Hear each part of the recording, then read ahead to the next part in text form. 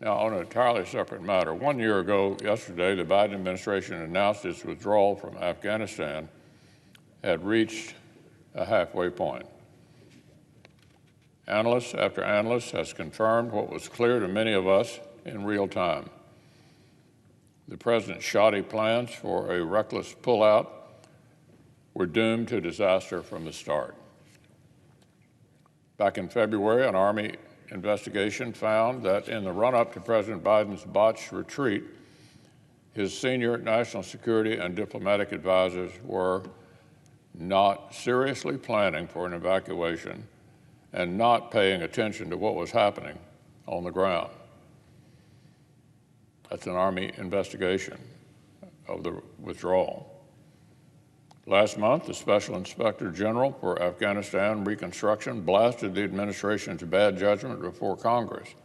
He explained that removing U.S. military and contractor support to our Afghan partners was, quote, the single most important factor in the collapse of Afghanistan's resistance to the Taliban.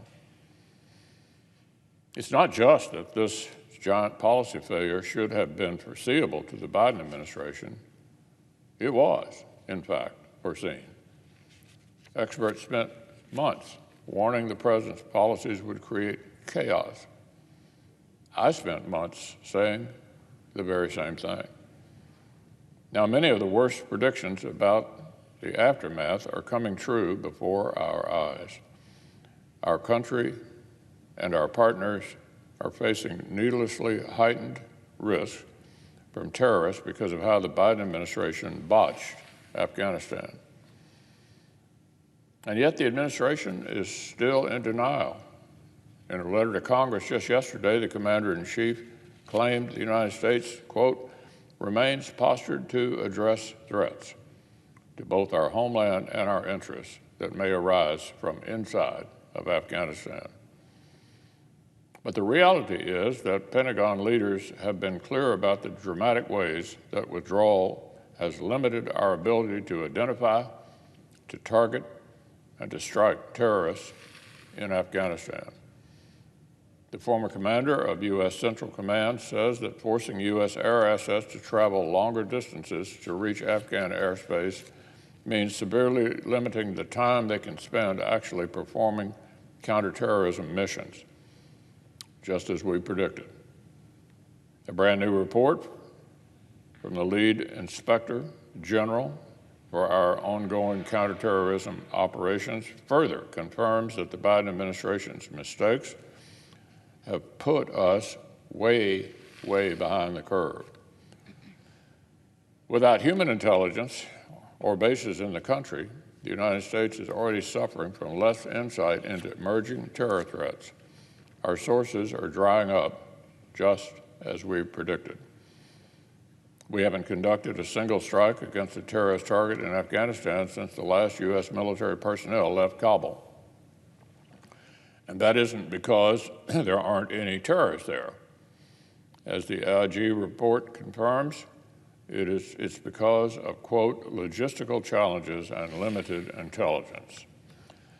The Taliban, Afghani government in Kabul is not just a state sponsor of terrorism. It is literally a government made up of terrorists and kidnappers with deep ties to al-Qaeda. Even as the Biden team continues to pretend that over-the-horizon operations are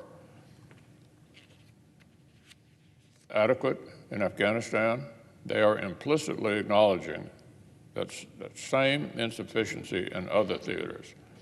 Last month, President Biden redeployed U.S. troops to Somalia, establishing a limited but real presence needed to help local partners prevent their country from becoming a terrorist haven.